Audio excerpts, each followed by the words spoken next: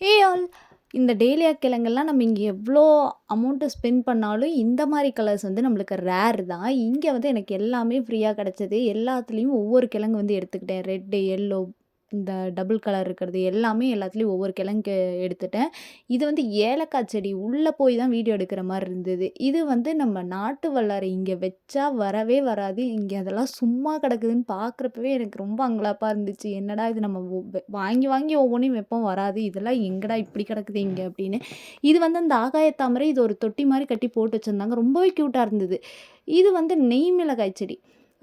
நம்ம இதுக்கு முன்னாடி வீடியோலயுமே தாத்தா கொண்டு வந்தப்ப போட்டு பார்த்தேன். ஆனா, எனக்கு வந்து அது வரவே இல்ல. விதைகள் வந்து இதில கம்மியா தான் இருக்கு. மிளகா மட்டும் தான் கொஞ்சம் பெருசா இருக்க மாரி இருக்கு. இது வந்து சவ் தோட்டம்.